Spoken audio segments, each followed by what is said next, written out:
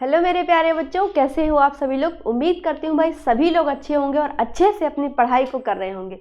तो बेटा जैसा कि आप जानते हैं हम लोग फिजिक्स का लेक्चर 1 जो है कंप्लीट कर रहे हैं। तो जहाँ तक मैंने कल तक आपको पढ़ाया था, पिछले वाले लेक्चर में हमने पढ़ा था अवतल दर्पण किसे कहते हैं और उत्तल दर्पण किसे कहते हैं। तो इसमें मैंने आपको क्या बताया था कि जो दर्पण होता है वो खोखले जो भी दर्पण होगा वो क्या होगा, कांच के खोखले गोले का काटा गया भाग होता है। अगर मान लीजिए दर्पण में जो परावर्तक पृष्ठ है वो कैसी है, धसी हुई है, तो क्या होगा, वो अवतल दर्पण होगा। लेकिन जब परावर्तक पृष्ठ यानी कि जहां से परावर्तन हो रहा है, जिस पृष्ठ से हो रहा है, यदि वो उभरा हुआ है तो इसका मतलब वो कौन सा दर्पण हो जाएगा, हमारा उत्तल दर्पण हो जाएगा। दोनों में हम लोगों ने डेफिनेशन पढ़ी थी, अंतर भी पढ़े थे, पूरी अच्छे से हमने डिटेल में पढ़ा था। तो कल का लेक्चर जिन्होंने नहीं देखा है प्लेलिस्ट में जाकर देखिएगा, वहां पे आपको उसका वीडियो मिल जाएगा। तो बढ़ते हैं आगे और आज हमें क्या पढ़ना है, चलिए जानते हैं। आज हमें पढ़ना है, चलिए समतल दर्पण के बारे में समझते हैं कि समतल दर्पण किसे कहते हैं। अच्छा, समतल का मीन्स क्या होता है, एक समान तल। समतल यानी कि एक समान तल वाला, यानी कि जहाँ पे अगर मैंने यहाँ लिखा समतल, तो यानी सम माने होता है समान और तल माने होता है पृष्ठ, यानी कि एक समान पृष्ठों वाला। तो अगर दर्पण की बात है तो क्या है, कहेंगे एक समान पृष्ठों वाले तल वाले जो दर्पण होता है उसे हम क्या कहते हैं, समतल दर्पण कहेंगे। उसे ही हम क्या कहेंगे, समतल दर्पण कहते हैं। तो समतल दर्पण की परिभाषा क्या है, ध्यान दीजिएगा क्या लिखा हुआ है, ध्यान से समझेंगे। लिखा है जिस दर्पण का परावर्तक सतह यानी कि जहां से रोशनी आएगी, जिस सतह से रोशनी आएगी टकरा के वापस चली जाएगी, वो तल क्या होगा, परावर्तक तल होगा। ठीक है, तो क्या है, जिस दर्पण का परावर्तक सतह समतल हो, यानी कि जहां से परावर्तन होगा वो सतह कैसी होगी, समतल होगी, तो उस दर्पण को हम क्या कहेंगे, समतल दर्पण कहेंगे। क्लियर है। अब ये जो समतल दर्पण होता है, जैसे कि हम लोग अपने घरों में उपयोग करते हैं, मॉल वगैरह में आप जाते हो, कपड़े चेक करते हो पहन के, देखो आहा बढ़िया लग रहा है कपड़े, तो क्या है वो जो दर्पण सामने आपको दिखाई देता है वो सभी क्या होते हैं, समतल दर्पण होते हैं। अपने आज सुंदर सुंदर सा मुखड़ा अपने घर में शीशे में देखते हैं, वो सब क्या होते हैं, हमारे समतल दर्पण में आते हैं। क्लियर है। परावर्तक सतह कैसी होती है, समतल होती है, लेकिन अवतल और उत्तल उभरा हुआ, और क्या होता है भाई, जिसका परावर्तक तल धसा होगा वो अवतल होगा, जिसका उभरा हुआ होगा वो उत्तल होगा। लेकिन समतल में परावर्तक सतह कैसी होगी, समतल होगी, एक समान होगी। ठीक है जी। चलिए, समतल दर्पण द्वारा प्रतिबिंब का बनना। अब बेटा यहाँ से तुमसे ये जितने भी पॉइंट लिखे हैं ना, इस पे तुमसे बहुत सारे सवाल बनते हैं, जैसे कि कौन सा ऐसा दर्पण होगा जिससे सदैव आभासी और सीधा प्रतिबिंब बनेगा। अब तुम्हें आंसर करना होगा, उत्तल है कि अवतल है कि समतल है कि लेंस में होगा। तो यहाँ सब ये सब क्वेश्चन जो बनते हैं ना बेटा, वो इन्हीं थ्योरी से बनते हैं। अगर आप थ्योरी को बहुत अच्छे बेहतर तरीके से पढ़ लोगे तो समझ लो आने वाले समय में जो आपका एग्जाम होने वाला है उसके लिए आप 100% फुली प्रिपेयर्ड होगे। ठीक है जी। चलिए, पहला पॉइंट क्या लिखा, ध्यान से समझेंगे। समतल दर्पण द्वारा प्रतिबिंब सदैव कैसा बनता है, आभासी तथा सीधा बनता है। इस पे तुमसे एक एमसीक्यू पूछा जाता है। अगर एमसीक्यू सीरीज आपको पढ़नी है इस वाले चैप्टर की, तो लाइव सेक्शन में जाएंगे, वहां पर आपको एमसीक्यू सीरीज मिलेगी पहले चैप्टर की। ठीक है जी। तो बहुत इंपॉर्टेंट क्वेश्चन उसमें मैंने कराए हैं, जिसमें आपको लगभग 4 या 5 से क्वेश्चन बैंक के सवाल मिलेंगे, और उसके अलावा आपके पिछले जो भी 10 साल से अनसॉल्व से पूछे गए सवाल है, अनसॉल्व में जो भी क्वेश्चंस होते हैं वहां से मैंने उठाए हैं। तो बहुत सारे क्वेश्चन उसमें मैंने आपको पहले चैप्टर से कराए। मतलब ये नहीं कि एक क्वेश्चन एक ही बार में खत्म, एक क्वेश्चन का किस तरीके से कौन कौन से क्वेश्चन वहां से भी बन सकते हैं, हर तरीका मैंने आपको क्वेश्चन में कराया हुआ है। ठीक है जी। तो जिन्होंने लेक्चर नहीं देखा है वो जरूर उसको देखेंगे। चलिए, तो पहला पॉइंट हमने क्या पढ़ा कि जो समतल दर्पण होता है उससे जो प्रतिबिंब बनता है वो सदैव कैसा बनता है, आभासी और सीधा। ये पॉइंट आपको बेटा याद रखना बहुत इंपॉर्टेंट है, क्योंकि यहाँ से आपसे क्वेश्चन पूछा जाता है। क्लियर है। चलिए आगे बढ़ेंगे। नेक्स्ट पॉइंट है, वस्तुओं का आकार प्रतिबिंब के बराबर होता है। यानी कि जैसे अगर हम चेहरा अपना देख रहे हैं तो क्या चेहरा मेरा छोटा दिखेगा शीशे में, नहीं, जितना बड़ा मेरा चेहरा उतना ही बड़ा। अगर कोई उस शीशे में खराबी होगी तो ही हमें उसमें गड़बड़ी दिखाई देगी, लेकिन यदि वो बिल्कुल सही है, परफेक्ट है, तो आपको जो आपका चेहरा है, आपके चेहरे के बराबर ही आपका प्रतिबिंब आपको खुद को दिखाई देगा। क्लियर है। तो दूसरा पॉइंट क्या है, वस्तु का आकार प्रतिबिंब के आकार यानी बराबर होता है। क्लियर है जी। चलिए, एक और पॉइंट यहाँ से पूछा जाता है कि मान लीजिए कोई व्यक्ति है जो कि क्या है भैया, एक समझ बहुत ध्यान से समझिएगा। मान लो एक व्यक्ति है और जिसकी ऊंचाई क्या है भाई, 200 सेंटीमीटर। हमने माना कि जो एक व्यक्ति है जिसकी ऊंचाई क्या है भाई, 2 सेंटीमीटर है, ये बात हमने मानी है। ठीक है, क्या माना कि व्यक्ति की ऊंचाई 100 सेंटीमीटर 200 सेंटीमीटर है। अब आपसे पूछेगा कि यदि उस व्यक्ति को अपना पूरा सिर से लेकर पैर तक का पूरा प्रतिबिंब समतल दर्पण में देखना होगा तो कंडीशन अप्लाइड है, तो ध्यान से समझिएगा, समतल दर्पण की लंबाई यानी ऊंचाई कितनी होनी चाहिए। क्या पूछेगा, समतल दर्पण की ऊंचाई, समतल दर्पण की ऊंचाई कितनी होनी चाहिए कि वो पूरा प्रतिबिंब अपना उसमें देख सके। तो याद रखिएगा जितना भी, अब मान लो इस व्यक्ति की जो ऊंचाई है हमने इसको क्या माना, h माना, हमने इसको क्या माना भाई, h। तो h बराबर क्या दिया है बेटा, 200 सेंटीमीटर दिया है। अब पूछा है समतल दर्पण की ऊंचाई कितनी होनी चाहिए कि वो व्यक्ति जो है 200 सेंटीमीटर का वाला जो व्यक्ति है वो अपने पूरे प्रतिबिंब को उस दर्पण में देख सके। तो याद रखिएगा हमेशा जितना भी इसकी लंबाई, जितना भी बस व्यक्ति की लंबाई होगी उसकी जस्ट आधा होनी चाहिए समतल दर्पण की ऊंचाई यानी ऊंचाई, ताकि वो अपने पूरे शरीर को उस प्रतिबिंब में देख सके। तो h की वैल्यू क्या है यहाँ पे 200 सेंटीमीटर है। तो अगर आपसे पूछे दर्पण की ऊंचाई कितनी होनी चाहिए तो क्या कर दोगे, h/2, यही हो जाएगी हमारी दर्पण की ऊंचाई। तो दर्पण की ऊंचाई अब बताओ कितनी होनी चाहिए, तो भाई इसका क्या कर देंगे, 200 का हम आधा कर देंगे। तो आंसर हमारा क्या निकल के आ जाएगा भाई, 100 सेंटीमीटर। इतना होना चाहिए दर्पण, ठीक है, इतना ऊंचा दर्पण होगा तभी वो 200 सेंटीमीटर का व्यक्ति अपने पूरे शरीर को उस दर्पण में पूरा देख सकता है। ठीक है, इस पे बेटा क्वेश्चन पूछा जाता है, बहुत इंपॉर्टेंट है ये, इस पे क्वेश्चन बनता है, याद रखिएगा। ऐसे भी पूछ सकता है आपको लंबाई दे करके, अथवा ऐसे भी पूछ सकता है यदि मान लो h आकार का कोई व्यक्ति है तो उसकी ऊंचाई पूरा अपने उसको प्रतिबिंब यदि देखना है तो दर्पण कितना ऊंचा होना चाहिए, तो h/2 होना चाहिए।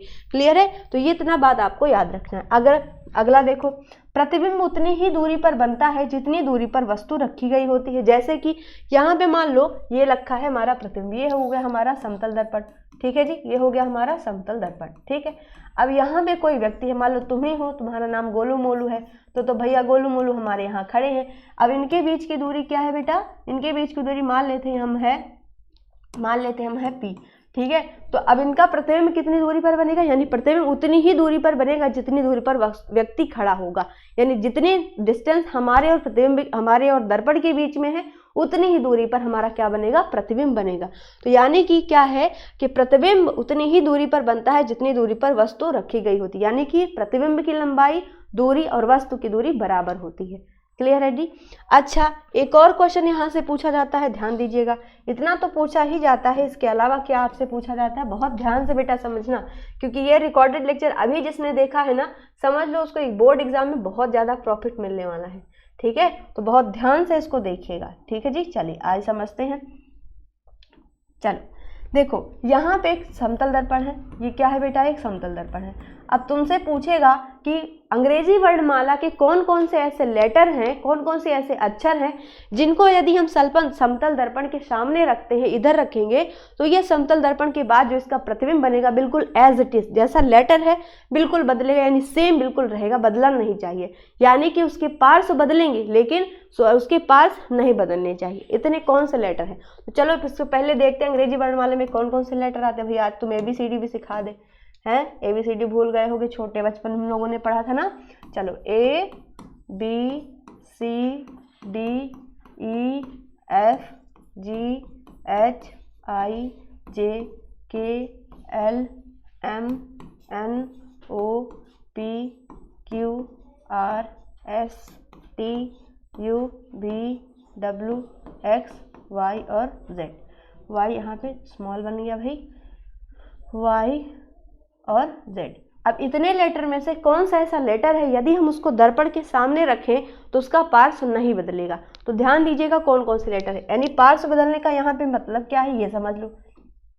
अच्छा, जब हम शीशे में देखते हैं, मान लो हमने इस कान में कुछ पहन रखा और इसमें कुछ नहीं पहना, तो जब हम खुद को शीशे में देखेंगे ना तो ये लेफ्ट साइड राइट दिखाई देगा, राइट वाला साइड लेफ्ट में दिखाई देता है। हमको ऐसे तो अपना प्रतिबिंब दिखाई देता है, ये वाला जो इधर साइड है वो इधर दिखेगा हमें शीशे में, और इधर वाला साइड यानी कि लेफ्ट राइट में दिखेगा, राइट वाला चीज़ हमें लेफ्ट में दिखाता है। सही है ना, यानी कि क्या होते हैं, यही होता है पार्श्व का बदलना। पार्श्व बदलने का मतलब है लेफ्ट का राइट में चेंज और राइट का लेफ्ट में चेंज। ठीक है, तो यहाँ पे ऐसे कौन कौन से लेटर जिनका पार्ट्स नहीं बदलेगा, मतलब लेफ्ट और राइट नहीं बदलेगा। जैसे कि यहाँ पे अगर हमने B रखा है, ये है हो गया B, तो जब हम इसको दर्पण में देखें ना तो B कैसा दिखाई देगा, कुछ इस प्रकार से दिखाई देगा, कुछ इस तरीके से दिखाई देगा। यदि मान लो हमने सी को रखा तो सी कैसा दिखेगा, कुछ इस प्रकार से दिखेगा। यानी कि देखो इसका मुंह जिधर होगा उधर, जैसे कि बी वाला ये वाला चीज इधर दिख रहा है दर्पण के साइड में, तो इधर भी ये वाला चीज कैसे आएगा, पहले दर्पण के साइड आएगा, बाद में ये लाइन आएगी। पहले अगर ये लाइन है तो ये लाइन कहाँ पे आएगी, बाद में आएगी। समझ में आ रहा है ना। सी का मुंह इस तरफ है तो जब बनेगा प्रतिबिंब तो सी का मुंह वापस से दर्पण की तरफ, यानी कि दोनों का मुंह देख सकते हैं एक दूसरे के आमने सामने, है कि नहीं, है ना। चलिए तो यहाँ पे कौन कौन से, अब ये तो समझ लिए इन सबके बदलते हैं, पर ऐसे कौन कौन से होते हैं जिनके पार्श्व नहीं बदलते हैं, यानी कि वो एज इट इज हमें दिखेगा। जैसे कि ए, अब ए भाई ए इधर वाली लाइन इधर करोगे, इधर वाली लाइन यहाँ करोगे, देखो एज इट इज हो गई, सेम सेम की नहीं हो गई, बिल्कुल हो गई। ए के अलावा क्या क्या दिखाई देता है, जैसे कि यहाँ पे हो गया V, U, W, X, Y, और उसके अलावा टी, और उसके अलावा भाई क्या हो सकता है, एच, आई, है ना, और क्या हो सकता है, ओ। ये इतने सारे लेटर हैं, 1 2 3 4 5 6 7 8 9 10 लेटर ऐसे हैं जिनका पार्श्व नहीं बदलेगा, बाकी सारे लेटर्स का पार्श्व बदलेगा। और आप इसको कॉपी पे लिख के भी देखेंगे, क्योंकि बेटा जब एग्जाम में आएगा ना तो वहाँ पे आपको ये सब करने का टाइम नहीं होना चाहिए, क्योंकि जब ये सब करने बैठोगे, ये सब पहले ही हमारा काम है करना। बोर्ड एग्जाम में हमें टाइम कम रहेगा, हमें ये सब वहाँ नहीं करना है, हमें पहले ही ये सब चीज़ें सीखनी है, ठीक है जी। तो इतने सारे लेटर का पार्श्व नहीं बदलता, बाकी सारे के पार्श्व बदल जाते हैं। पार्श्व बदलने का मतलब आपको बता दिया, लेफ्ट का राइट में चेंज, राइट का लेफ्ट में चेंज। तो बताइए यहाँ तक सारे बच्चों को क्लियर है। समतल दर्पण क्या होता है, प्रतिबिंब यहाँ पे बनने की क्या क्या स्थितियाँ होती हैं, ये तीनों पॉइंट्स बहुत इंपॉर्टेंट है। एक बार का ये परिभाषा भूल जाना, लेकिन बेटा ये तीनों पॉइंट्स कभी मत भूलना, क्योंकि तीनों पॉइंट्स पे क्वेश्चन आपसे पूछे जाते हैं। 100% इसको लेके चलना, ठीक है, क्लियर है। आगे बढ़ा जाए, चलिए अब आते हैं दर्पण के उपयोग। हमने अवतल दर्पण पढ़ा था, उत्तल दर्पण पढ़ा था, समतल दर्पण अब पढ़ लिया। अब हम पढ़ते हैं अवतल और उत्तल दर्पण और समतल दर्पण के उपयोग।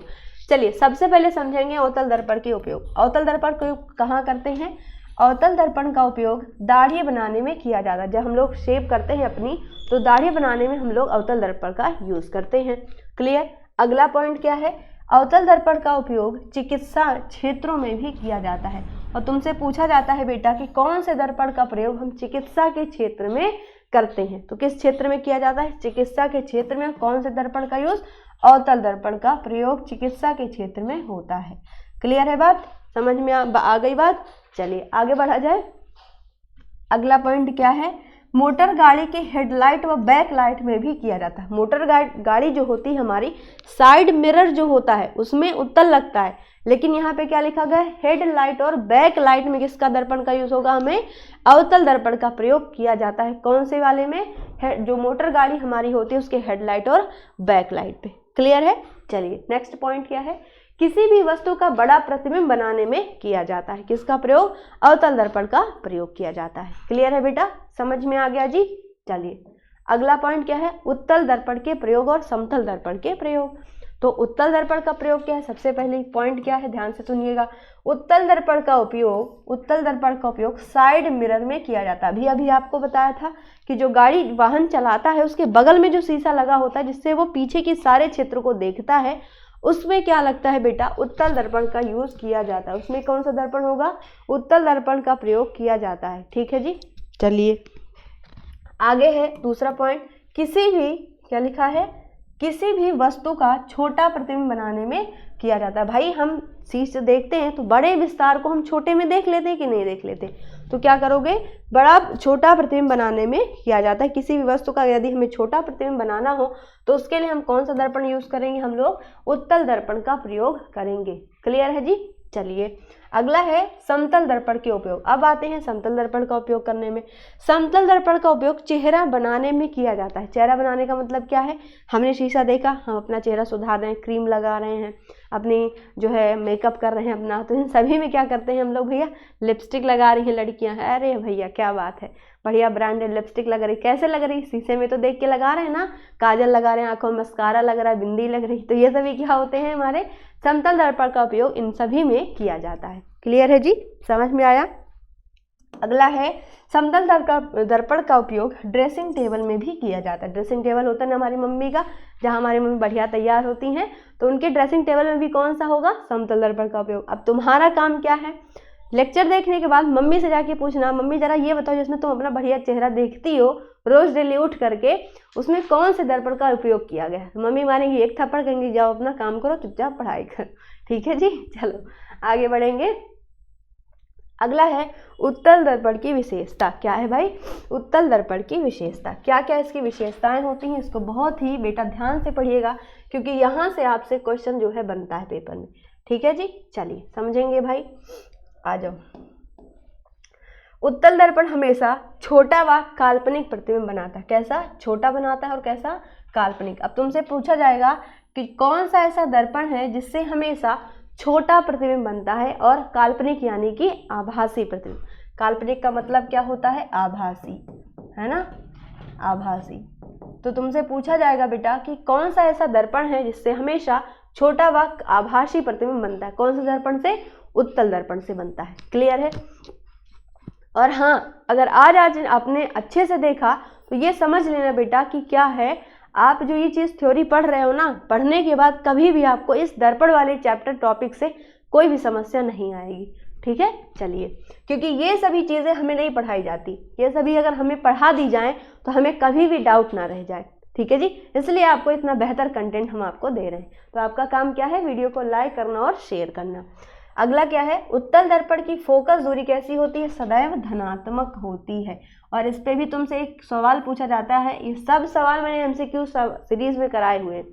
तो क्या है, कौन सा ऐसा दर्पण है जिसकी फोकस दूरी धनात्मक होती है। तो कैसा दर्पण है भाई, उत्तल दर्पण है। यदि उत्तल दर्पण की फोकस दूरी बेटा क्या है, पॉजिटिव है, तो क्या बताओ कि जो त्रिज्या होगी आर की वैल्यू, ये पॉजिटिव होगी कि निगेटिव होगी। क्या होगी, सॉरी, ये पॉजिटिव होगी कि निगेटिव होगी। तो बताओ क्या होगा, यदि फोकस दूरी क्या है, पॉजिटिव वैल्यू है इसकी, तो क्या ये जो त्रिज्या है वो पॉजिटिव होगी कि निगेटिव होगी। अरे भाई ऑब्वियस सी बात है, अगर फोकस दूरी पॉजिटिव है तो अपने आप त्रिज्या क्या हो जाएगी, पॉजिटिव हो जाएगी। क्या होगी भाई, पॉजिटिव हो जाएगी, ना कि आपकी निगेटिव होगी। ठीक है, तो ये नहीं होगा पॉजिटिव। अगर फोकस दूरी है तो त्रिज्या भी क्या होगी, पॉजिटिव ही होनी चाहिए। चलिए आगे, अगला पॉइंट क्या है जी, समझिए। चलो, क्या है, उत्तल दर्पण की फोकस दूरी सदैव धनात्मक होती है। उत्तल दर्पण का दृष्टि क्षेत्र काफी बड़ा होता है। कैसा होता है, दृष्टि क्षेत्र, यानी जहां हम देखते हैं वो चीज काफी बड़ी हो जाती है। ठीक है जी, समझ में आया इतना पॉइंट। उत्तल दर्पण की विशेषता समझ में आ गई। सारे पॉइंट्स बेटा याद रखना। अगर आपने बहुत देखो एमसीक्यूज लगाओ तब जब आपकी थ्योरी बिल्कुल परफेक्ट हो। थ्योरी ही नहीं आएगी तो ऐसा लगेगा कि एमसीक्यूज हम कई बार पढ़ रहे हैं पर हमें आ ही नहीं रहा है, हम उसको याद करने की कोशिश कर रहे हैं पर याद नहीं हो रहा। लेकिन जब थ्योरी आप पढ़ोगे ना, तो थ्योरी से आपको ये रहेगा प्रॉफिट कि आप कोई भी चीज़ डाउट में नहीं रहेगी। तुरंत उसका क्वेश्चन पढ़ा, तुरंत आपको आंसर, भले ही क्वेश्चन ना पढ़ो पर थ्योरी आप अगर अच्छे से पढ़ोगे तो आप बहुत अच्छे तरीके से बना सकते हो। ठीक है जी, चलिए, इसलिए कहते हैं थ्योरी बहुत बढ़िया से पढ़ना। अब आ जाते हैं अवतल दर्पण की विशेषता पर। अवतल दर्पण की विशेषता क्या होती है, अवतल दर्पण छोटा और बड़ा दोनों प्रतिबिंब बनाता है। अवतल दर्पण जो होता है वो छोटा भी प्रतिबिंब बना सकता है और बड़ा भी बना सकता है। जब हम 6 स्थितियां आगे चल के पढ़ेंगे तो ये चीज़ वहाँ पे आपको दिखेगी भी कि अवतल दर्पण छोटा भी प्रतिबिंब बनाता है और बड़ा भी बनाता है, दोनों बनाता है। ठीक है, और वास्तविक प्रतिबिंब भी बनता है और आभासी भी बनता है। शुरुआत की जब 5 स्थितियां आप पढ़ोगे तो वहाँ पे हमेशा आपको वास्तविक प्रतिबिंब बनेगा, और लास्ट की 6ठी स्थिति जब पढ़ोगे तो वहाँ पे आपको कैसा प्रतिबिंब बनता हुआ दिखाई देगा, आभासी यानी कि काल्पनिक दिखेगा। ठीक है बेटा, चलिए अगला देखो, यहाँ लिखा भी है वास्तविक व काल्पनिक दोनों प्रतिबिंब बनाता है। वास्तविक और काल्पनिक, काल्पनिक का मतलब आपकी किताब में होगा आभासी, और काल्पनिक भी आ सकता है। ठीक है, तो बोर्ड एग्जाम में क्या लैंग्वेज आए इसके लिए बिल्कुल रेडी रहना बेटा। जरूरी नहीं है कि जो आपकी किताब में छपी है लैंग्वेज वही से पेपर बन गया, क्योंकि बोर्ड एग्जाम जो पेपर बना रहे हैं उनके पास केवल एक किताब नहीं होगी, उनके पास कई सारी बुकें होंगी, और कई सारी बुकों में हर अलग बुक में अलग लैंग्वेज होती है। ठीक है, तो क्या किसको कहा जाता है ये आप जरूर याद रखेंगे। चलिए, अवतल दर्पण का दृष्टि क्षेत्रक कैसा होता है बेटा, छोटा होता है। दृष्टि क्षेत्रक अवतल दर्पण का कैसा होता है, छोटा होता है। ये तीनों चीज़ बहुत बढ़िया से पॉइंट्स, हर एक चीज़ याद रखेंगे आप, ठीक है जी। हर पॉइंट आपको याद रखना है क्योंकि बहुत इंपॉर्टेंट है। अगर आप इसी चीज़ों को बढ़िया तरीके से पढ़ोगे तो आप पेपर में बहुत बेहतरीन करने वाले हो, ठीक है जी। चलिए अब आते हैं दर्पण से संबंधित कुछ परिभाषाएं। सबसे पहले हमसे पूछा जाता है दर्पण का ध्रुव क्या होता है, दर्पण के ध्रुव की क्या विशेषता होती है, और या भी इससे भी पूछ सकते हैं कि हम ध्रुव किसे कहते हैं, दर्पण का ध्रुव क्या होता है। सबसे पहले याद रखिए बेटा कि जो दर्पण का ध्रुव है, दर्पण के ध्रुव को हम किससे प्रदर्शित करते हैं, P से प्रदर्शित करते हैं। ध्रुव को P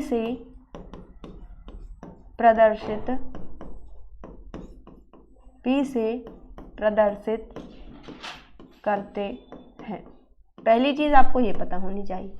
अब दर्पण का ध्रुव होता क्या है, तो ये जो दर्पण है आप देख सकते हो, ये जो दर्पण है, अब ये कौन सा दर्पण है, जहां देखो ये मान लो यहाँ से कोई प्रकाश की किरण आ रही है, ठीक है, यहाँ से इसका परावर्तन हुआ, आ रही है, मान लो यहाँ से परावर्तन होने के बाद इस जगह से ये लौट गई, तो ये जहाँ से जिस तल से, इस वाले तल से ये जो टकराई है, तल कैसा है, धंसा है कि उभरा है, धंसा हुआ है कि नहीं, धंसा हुआ है, तो ये कौन सा दर्पण होगा, अवतल दर्पण होगा, ठीक है। तो पहचानना बेटा बहुत आना चाहिए, ज़रूरी है। पहचान अगर नहीं आती रहेगी तो पढ़ने का कोई फायदा नहीं है। तो ये कौन सा दर्पण हुआ, हमारा अवतल दर्पण। तो जरूरी नहीं है कि दर्पण की जो ध्रुव की परिभाषा है वो अवतल के लिए एक हो और उत्तल के लिए बदल जाए, दोनों के लिए सेम होती है, ठीक है। चलिए, तो दर्पण का ध्रुव किसे कहते हैं, तो जो ये दर्पण है बेटा, ध्यान रखना, दर्पण का ये जो मध्य बिंदु है, ये जो मध्य बिंदु, ये वाला पॉइंट जो ये मध्य बिंदु है, इसी को हम क्या कहते हैं बेटा, दर्पण का ध्रुव कहते हैं। अगर तुमसे पूछा गया दर्पण का ध्रुव क्या होता है तो क्या बताओगे, दर्पण के परावर्तक पृष्ठ का, दर्पण के परावर्तक पृष्ठ का मध्य बिंदु दर्पण का ध्रुव कहलाता है। मध्य बिंदु दर्पण का ध्रुव, इसको हम लिखते हैं P से, कहलाता है। दर्पण का ध्रुव क्या होता है, ये जो दर्पण का परावर्तक पृष्ठ है, इसका जो मध्य बिंदु है, इसी को हम क्या कहते हैं, दर्पण का ध्रुव कहते हैं। तो क्या थ्योरी बनी कि दर्पण के ध्रुव को P से प्रदर्शित करते हैं, दर्पण के परावर्तक पृष्ठ का मध्य बिंदु क्या कहलाता है, दर्पण का ध्रुव P कहलाता है। क्लियर है, थ्योरी समझ में आई कि नहीं आई, आ गई होगी, ऑब्वियस सी बात है, समझ में तो आना ही चाहिए, बिल्कुल आ रही भी होगी, ठीक है जी। क्लियर है जी, समझ में आ गया, बढ़े आगे। चल, अब है वक्रता केंद्र। अब क्या है, वक्रता केंद्र। जब आपको मैंने दर्पण पढ़ाया, दर्पण की परिभाषा पढ़ाई, तो क्या पढ़ाया था कि जो दर्पण होता है खोखले कांच के गोले का काटा गया भाग होता है, यही तो बताया था ना। अच्छा, अगर यही बताया था तो ये बताओ मुझे, मान लो क्या है, ये कोई खोखला गोला है, वो भी किसका, कांच का। ये क्या है बेटा, कांच का खोखला गोला है। यहाँ पे हम लिखते हैं कांच का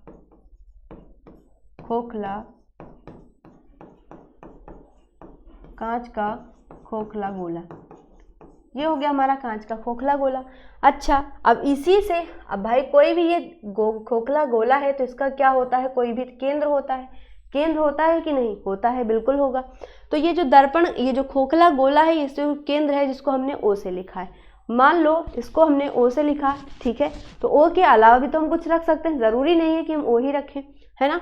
तो देखो, ये जो कांच का खोखला गोला है, जिस खोखले गोले से उस दर्पण को काटा गया है, ध्यान से सुनना, इस कांच के खोखले गोले से जिससे दर्पण को काटा गया है, इसका जो मध्य बिंदु है, इसका जो ये केंद्र है, यही जो इसका केंद्र होता है, वही उस दर्पण का क्या कहलाता है, वक्रता केंद्र कहलाता है। क्या बताया मैंने, जो दर्पण है, कोई भी जो दर्पण है, वो जिस कांच के खोखले गोले से काट करके अलग किया गया होगा, उसी कांच का जो खोखला गोला है, उसी का जो केंद्र है, वही जो केंद्र होता है, वही क्या कहलाता है, उस दर्पण का वक्रता केंद्र कहलाता है।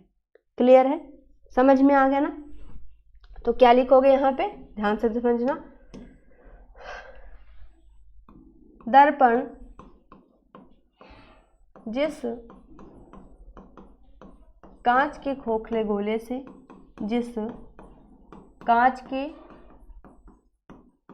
खोखले गोले से काट कर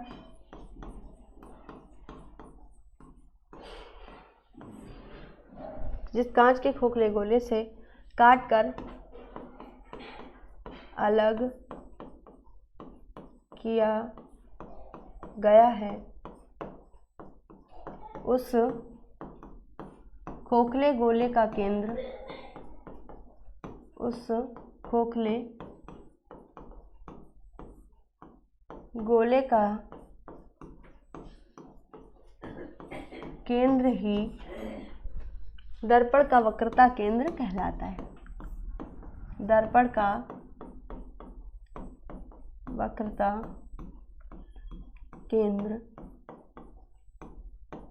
कहलाता है।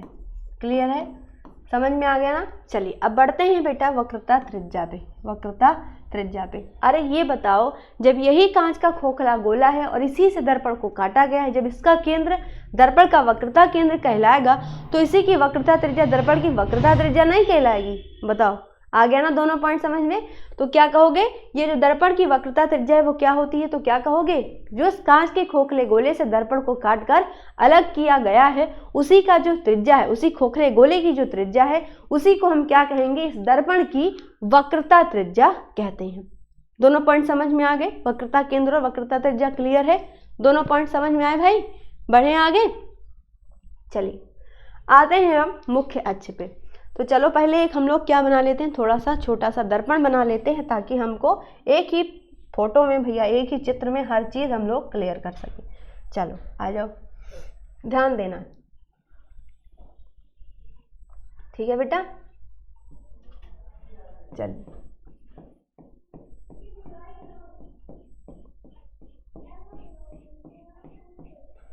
ओके, चलो यहाँ पे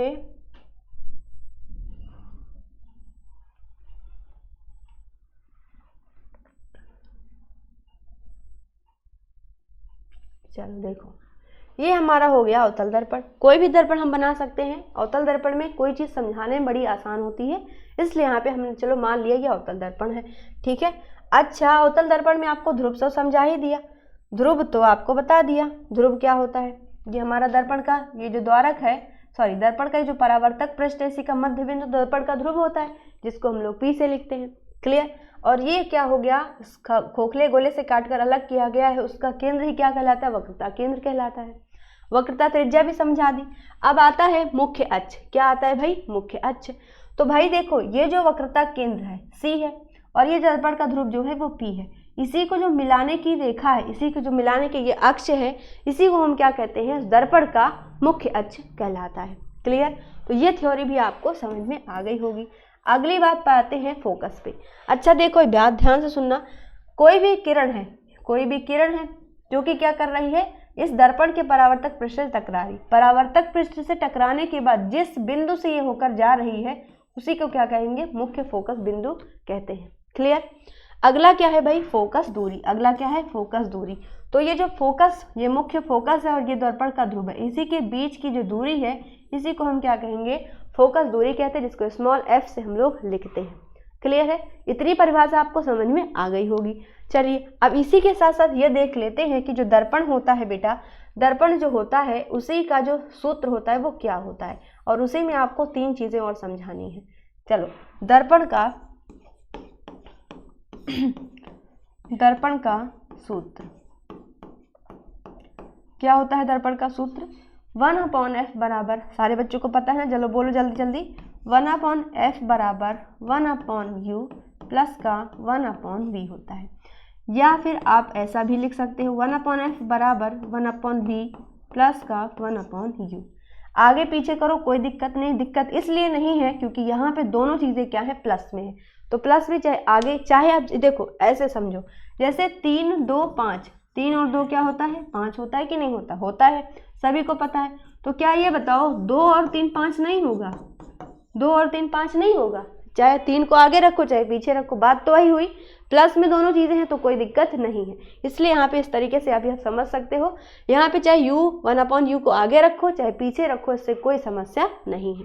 क्लियर, क्योंकि दोनों चीज़ें क्या है भाई, प्लस में। लेकिन जब यहीं आप लेंस के सूत्र पे आओगे तो लेंस में क्या होता है, बीच में माइनस होता है, 1/b माइनस 1/u होता है। तो आप उसको उल्टा करोगे तो आपको सवाल लगाने में कठिनाई हो जाएगी। है ना, कन्फ्यूज़न हो जाएगी। लेकिन यहाँ कोई कन्फ्यूज़न नहीं होगी क्योंकि दोनों ही चीज़ें प्लस में है। तो यहाँ पे ये हमें समझना है कि ये जो हमने बनाया है, ये जो हमने किया हुआ है भाई, 1 मिनट चलो, तो ये जो f है ये क्या है, तो यहाँ पे जो f है बेटा वो क्या है, फोकस दूरी है। f क्या है, थोड़ा इसको थोड़ा देर साइड में रखते हैं, चलो यहाँ पे रख दो, आ जाओ। चलो देखो ये जो है f, ये क्या है, हमारी फोकस दूरी है। f क्या है, f बराबर क्या लिखेंगे, ये क्या है भाई, फोकस दूरी है। तो अब देखो थ्योरी समझा दी ना, फोकस दूरी क्या होती है, तो अब पता चल गया f का मतलब फोकस दूरी क्या है, यानी कि दर्पण के ध्रुव और f के बीच की दूरी है, ये क्या है, हमारी फोकस दूरी है।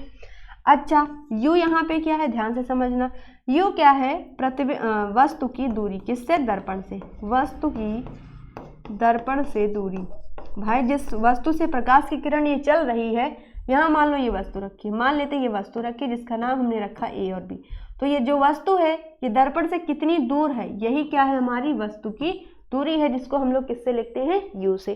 तो क्या कहेंगे, वस्तु की दर्पण से दूरी को हम किससे दिखाते हैं, u से दिखाते हैं। और v क्या है यहाँ पे, ये जो v है वो क्या है भाई, यहाँ पे v है हमारी, v है यहाँ पे प्रतिबिंब की दर्पण से दूरी, या हम लिख सकते हैं दर्पण से प्रतिबिंब की दूरी, दर्पण से प्रतिबिंब, दर्पण से प्रतिबिंब की दूरी, जिसको हम किससे दिखाते हैं, v से दिखाते हैं। ठीक है जी, समझ में आया सभी बच्चों को। तो यहाँ तक चलिए देखते हैं। अब आगे है भैया गोलीय दर्पण से प्रतिबिंब खींचने के नियम। ये नियम पहले पढ़ लो, नियम के बाद ही आप प्रतिबिंब खींच पाओगे। जब उसको पढ़े रहोगे तो ही प्रतिबिंब बना सकते हो। जब इसको पढ़ लोगे ना तो कभी भी कंफ्यूजन नहीं होगी कि यह वाला लाइन यहीं कैसे जाएगी, ऊपर से जो रेखा आ रही है वो उसके समांतर ही क्यों होगी। ये सब अगर आप पढ़े रहोगे तो कोई दिक्कत नहीं होगी। पहला पॉइंट ध्यान से सुनना, क्या लिखा है, दर्पण की मुख्य अक्ष के समांतर चलने वाली किरण परावर्तन के बाद मुख्य फोकस से होकर जाती है। क्या लिखा है, इसी को आपको चलो चित्र से समझाते हैं। थोड़ा देर के लिए इसको हम लोग साइड में रखते हैं, बहुत ध्यान से बेटा समझिएगा, ठीक है जी, बहुत ध्यान से इसको समझना। चलो आ जाओ, देखो ये मान लेते हैं हमने क्या बनाया, जो है दर्पण बना दिया। क्लियर, आगे देखो ये हमारा मुख्य अक्ष हो गया, ठीक है। तो क्या है, दर्पण की मुख्य अक्ष, ये हो गई मुख्य अक्ष, इसके समांतर, तो समांतर किरण बनाओ। क्या लिखा है, समांतर बोला है ना, तो समांतर बनाएंगे। इसके समांतर चलने वाली प्रकाश की किरण, अब आगे पढ़ो, चलने वाली प्रकाश की किरण परावर्तन के बाद, यहाँ से इसका परावर्तन हुआ, मुख्य फोकस से होकर जाती। परावर्तन जो हो जाएगी वो कहाँ से जाएगी, अब मुख्य फोकस यहाँ बना दो, ठीक है। तो अब याद रखना, पहला नियम क्या है कि जब भी कोई किरण अक्ष के समांतर होगी तो 100% जब उसका परावर्तन होगा तो किस बिंदु से जाएगी, क्या लिखोगे इस बिंदु का नाम, यहाँ पे जो ये मुख्य अक्ष को काटेगी इस बिंदु का नाम क्या होगा, हमेशा F होगा। पहला नियम याद रखना, ठीक है। दूसरा नियम क्या है, मुख्य फोकस से होकर जाने वाली किरण, मुख्य फोकस से यानी कि इस बिंदु से जाएगी, मुख्य फोकस से होकर जाने वाली किरण परावर्तित होकर मुख्य अक्ष के समांतर हो जाती है। चलो इसका भी बनाते हैं चित्र, बहुत ध्यान से दूसरे वाले का पढ़ना, ठीक है। चलो इसका बनाते हैं, ये पहले का हो गया, ये पहले वाले का, ठीक है, ये पहले वाले का हो गया, ध्यान देना। अब दूसरे वाले का बनाते हैं, ठीक है। ये हो गया हमारा दर्पण हो गया। चलो ये हो गया हमारा मुख्य अक्ष। तो क्या है, मुख्य फोकस यानी कि किसी यहाँ बिंदु से जाएगी, यहाँ पे मान लिया, अब यहाँ से क्या हो रही, मुख्य फोकस से कोई एक प्रकाश किरण जा रही, तो यहाँ से जब ये परावर्तन होगा इसका, तो क्या है, परावर्तित होकर मुख्य अक्ष के समांतर, यानी कि ऐसे ये किरण किस तरीके से मुख्य अक्ष के समांतर हो जाएगी, ठीक है। तो दूसरा नियम क्या है, कि मुख्य फोकस से चलने वाली प्रकाश की किरण परावर्तन के बाद क्या हो जाती है, इस मुख्य अक्ष के क्या हो जाती है बेटा, समांतर हो जाती है। और ये क्या था, हमारा किरण खींचने का दूसरा नियम था। यही कि नियम अगर आप याद रखेंगे तो आप जब 6 स्थितियां बनाओगे वहां पे आपको कोई समस्या नहीं होगी, ठीक है। और उसी 6 की 6 स्थितियों को पढ़ने के लिए हम ये 3 पॉइंट्स पढ़ते हैं। और यही क्या होते हैं, बहुत सारे टीचर्स होते हैं वो नहीं पढ़ाते, क्योंकि उसमें क्या होगा, आपको कन्फ्यूजन होगी, ठीक है जी। तो ये कन्फ्यूजन आपको बिल्कुल नहीं होनी चाहिए, इसलिए आपको हर चीज़ यहाँ पे मैं क्लियर करके बता रही हूँ, ठीक है। चलो आगे बढ़ेंगे। अगला तीसरा पॉइंट क्या है, ध्यान से समझिएगा। वक्रता केंद्र से होकर जाने वाली किरण। अब सबसे पहले हमको दर्पण बनाना होगा, तो चलो भाई दर्पण बनाते हैं। चलो दर्पण बना दिया। क्या है, वक्रता केंद्र। तो पहले हम यहाँ मुख्य अक्ष बना लेते हैं, एक लाइन बना ली मुख्य अक्ष की। तो वक्रता केंद्र से होकर जाने वाली किरण, तो हमें पता है सबसे पहले यहाँ पे C होता है, F होता है और यहाँ क्या होता है, P होता है। तो बोला है वक्रता केंद्र से होकर जाने वाली किरण परावर्तित के बाद या परावर्तित होकर या परावर्तन के बाद अपने मार्ग पे वापस लौट आती है। अपने मार्ग पे वापस लौटने का मतलब ये, मान लो ऐसी कोई किरण आ रही है तो परावर्तन यहाँ पे किसी चीज से हुआ इसका, तो क्या करेगी, वापस अपने मार्ग में लौट जाएगी। तो ये होता है अपने मार्ग में वापस लौटना। क्लियर है ये बात। चलिए अब आपको इसी चीज को हम दर्पण में समझा के दिखा देते हैं। क्या है मुख्य, अब ये मान लो ये हो गया हमारा, ठीक। तो वक्रता केंद्र से यानी कि इस वाली लाइन से, अब थोड़ा सा हमने इसको लेंस के हिसाब से थोड़ा दूर कर दिया है, थोड़ा और पास पास बना देते हैं ताकि आपको कोई समस्या ना आए। ये हो गया C और ये हो गया F मान लो। तो ये है C से क्या होगी, कोई प्रकाश की किरण आ रही होगी, तो दर्पण से इसका क्या हुआ भाई, परावर्तन हुआ। तो परावर्तन के बाद नियम क्या कहता है कि वापस उसी मार्ग में ये लौट जाएगी, यानी जिस मार्ग से आ रही है किरण वापस उसी मार्ग में ये वापस चली जाएगी। और ये होता है हमारा प्रतिबिंब खींचने का तीसरा नियम। पहला नियम क्या बताया आपको, चित्र से ध्यान से समझना, चित्र में ध्यान से समझना। पहला नियम बताया कि यदि कोई मुख्य अक्ष है, मुख्य अक्ष के समांतर कोई किरण आ रही है और यदि उसका परावर्तन होता है तो परावर्तन होने के बाद जो किरण है वो कहाँ से जाती है, जिस बिंदु से जाती है वो होता है मुख्य फोकस, यानी कि कहाँ से जाएगी भाई, मुख्य फोकस से जाएगी। दूसरा नियम क्या था, यदि कोई किरण मुख्य फोकस से आती है तो परावर्तन के बाद वो मुख्य अक्ष के समांतर हो जाती है। दोनों आपस में एक दूसरे के उल्टे हैं कि नहीं। पहला है समांतर है, अगर किरण आ रही है तो मुख्य फोकस से जा रही है। दूसरा यदि मुख्य फोकस से आ रही है तो वो कैसे जाएगी, समांतर होके जाएगी, किसके, मुख्य अक्ष के। अगला क्या आपको बताया था, तीसरा, यदि कोई प्रकाश की किरण किसी वक्रता केंद्र से आ रही है और परावर्तन हो रहा है उसका, तो परावर्तन के बाद वापस उसी मार्ग में लौट जाएगी। क्लियर है। तो ये तीनों पॉइंट्स आपको पता होनी चाहिए किरण आरेख खींचने से पहले। क्लियर है बेटा, सभी को बताइए, सारे बच्चों को क्लियर है, समझ में आ गया। तो यहाँ तक जितना अभी तक पढ़ाया है ये दूसरा लेक्चर है, इसके पहले का लेक्चर और ये लेक्चर जरूर देखिएगा और आपको कैसा लगा कंटेंट जरूर बताइएगा। हेल्पफुल अगर लगा हो तो प्लीज़ बेटा 1-2 लोगों को जरूर शेयर कर दीजिएगा और जिस भी ग्रुप में आप जुड़े हुए हैं वहाँ पे लेक्चर जरूर शेयर करिएगा। और अभी तक सब्सक्राइब अगर नहीं किया है भाई तुरंत सब्सक्राइब कर लीजिए, बेल आइकन भी जरूर प्रेस रखिएगा और ऑल पे क्लिक करना, क्योंकि लाइव क्लास की नोटिफिकेशन और जितने भी वीडियो आपको आते हैं यहाँ पे मिलते हैं, हर एक चीज़ की नोटिफिकेशन आपको जरूर मिलती रहेगी। मिलते हैं नेक्स्ट क्लास में, तब तक के लिए राधे राधे, धन्यवाद, हर हर महादेव।